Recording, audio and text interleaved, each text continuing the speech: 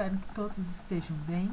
Vamos para mais uma aula de biologia, só que agora a gente vai começar a estudar a área da bioquímica, ou seja, reações químicas essenciais que ocorrem dentro das células dos seres vivos. Mais especificamente, iremos ver hoje e nas próximas aulas metabolismo e processos metabólicos.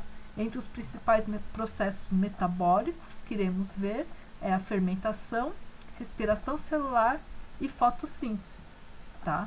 Só para a gente recapiturar, na última aula a gente viu que, com mais detalhes, como se forma uma proteína dentro de um ribossomo, ou seja, por meio da união de vários aminoácidos durante o processo de tradução, e que alterações na sequência de nucleotídeos no DNA podia então alterar a sequência dos aminoácidos na proteína final. Lembram que eram as mutações no DNA.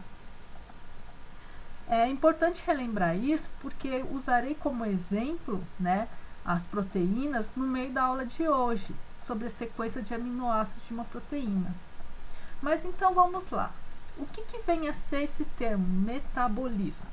Metabolismo é o conjunto de todas as reações químicas que ocorrem nas células do organismo, necessários então para manter um ser vivo, uma célula viva, um órgão vivo. Para isso é necessário energia, tá? Em outras palavras, é o processo geral em que os seres vivos, agora prestem atenção, marquem isso, adquirem e usam a energia para realizar, suas funções, tá? Isso é muito importante, é o conceito muito importante de metabolismo. Qualquer energia, qualquer tipo de energia? Não, preferencialmente na forma química. Em metabolismo, podemos classificar as reações químicas em dois grupos, catabolismo e anabolismo, sendo que metabolismo é a união desses dois tipos de reação química. Então, é o conjunto dessas reações químicas. Podemos, então, definir metabolismo como a soma das reações de catabolismo com as reações do anabolismo, tá? E os dois processos, eles se complementam, ou seja, eles estão ligados entre si, há uma ligação entre si, tá? Como se fosse uma relação de amor entre elas, tá? Vamos estudar então primeiro o que vem a ser catabolismo. Catabolismo é um conjunto de reações, são as reações em que ocorre a quebra de moléculas complexas, para assim então formar moléculas simples. E nesse processo geralmente ocorre a liberação de energia. Mas o que são moléculas complexas? Moléculas complexas são grandes polímeros, cheios de grupos químicos diferentes.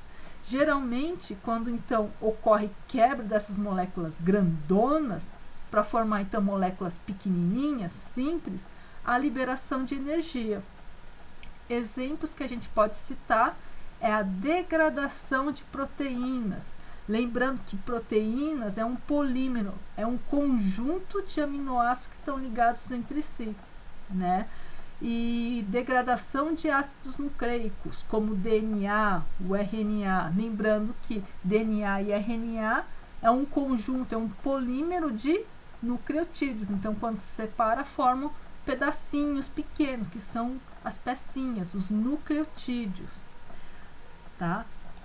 Então, a gente pode chamar que os aminoácidos e os nucleotídeos, nesses exemplos, são as moléculas simples, e as proteínas e ácidos nucleicos são exemplos de moléculas complexas. E agora, e o anabolismo? O anabolismo é mais ou menos o oposto, tá, de catabolismo. Então, são reações que agora, em vez de quebrar, sintetizam moléculas complexas, vão formar moléculas complexas, só que para isso precisamos utilizar moléculas simples. E então, nesse caso, para a gente construir, a gente precisa de energia para ocorrer, tá? Então, para agora a gente poder produzir uma proteína, sintetizar uma proteína, a gente precisa dar energia a esse sistema e ter os aminoácidos para então formar a proteína. A mesma coisa, síntese de ácidos nucleicos, por exemplo, um DNA. Então, envolve a união dos nucleotídeos. Só que para você unir esses nucleotídeos, você precisa dar energia a esse sistema, tá bom? Tem um esqueminha aqui, só para ilustrar o catabolismo, tá? Então, imagina aqui que eu tenho uma proteína com vários aminoácidos, tudo ligados entre si, que está representado por essa linha preta, tá? É a ligação entre os aminoácidos. Lembrando que o que une um aminoácido ao outro, esse tipo de ligação aqui se chama ligação peptídica, tem esse nome específico, é uma ligação covalente, é bastante forte, tá? E é chamada de ligação peptídica. Quando ocorre o processo de catabolismo, ou seja, são várias reações que envolvem a quebra dessa molécula complexa, a gente vai formar então os aminoácidos, ou seja, vai separar esses aminoácidos. Ocorre quebra de ligações e esses aminoácidos ficam soltinhos, tá? Quando ocorre essa quebra, libera-se energia química, que pode ser aproveitada para outras reações, para outros tipos de processos. Professora, mas quando isso ocorre no meu corpo? Degradar coisas. Imagine um exemplo, quando vocês se alimentam, comem aquele churrasco de domingo ou o feijão do almoço. Carne e feijão tem um monte de proteínas complexas. Porém, elas são muito grandes, elas não conseguem entrar dentro da célula. Para isso, a gente precisa quebrar, digerir, quebrar em pedaços menores. E aí, os aminoácidos sim conseguem entrar dentro da célula e servir para alguma coisa, para gerar energia, proteínas, formar as nossas proteínas, tá? Então, um tipo de catabolismo é a digestão das proteínas da nossa alimentação, gerando os aminoácidos que serão utilizados nas nossas células, no nosso corpo. E ocorre a liberação de energia química, tá? Agora vamos ver o que acontece no anabolismo. Aí aqueles aminoácidos que veio da digestão dos alimentos entraram dentro da célula e a gente consegue então sintetizar, produzir as proteínas que a nossa célula, que o nosso corpo precisa. Por exemplo, que poderia ser uma proteína do olho para poder enxergar, uma proteína do músculo para poder se movimentar, tá? E assim vai. Veja que aqui, ó, estou formando uma proteína e que outra proteína. E essas proteínas são diferentes daquela inicial. Então, é uma forma de poder também reutilizar, tá? As pecinhas produzindo outras proteínas. Só que para eu construir para formar essas ligações peptídicas entre os aminoácidos aqui e uni-los, eu preciso então dar energia química, que é aquela liberada do catabolismo, eu posso reutilizar aqui, tá? Veja que eu consigo então construir coisas diferentes através da associação do catabolismo com o anabolismo. Então, resumidamente, muitas vezes eu preciso desfazer uma coisa para refazer do meu jeito. Isso é um metabolismo, então é esse conjunto de reações que estão ligadas entre si, tá? Sendo que uma parte de reações envolve na degradação e outras na construção, na síntese. E elas estão associadas, estão ligadas. Então, a degradação gera moléculas simples. Essas moléculas simples são utilizadas na construção de moléculas complexas. Imagine, então os aminoácidos são utilizados para formar outras proteínas que a gente precisa. Substituindo esses termos aqui, a gente pode colocar então que o catabolismo gera energia e moléculas simples, e que serão utilizadas no anabolismo, tá? Tanto a energia quanto as moléculas simples, para a construção de moléculas complexas que a gente precisa. E isso é necessário para manter um equilíbrio no nosso corpo, tá? Ou no nosso corpo ou dentro das células.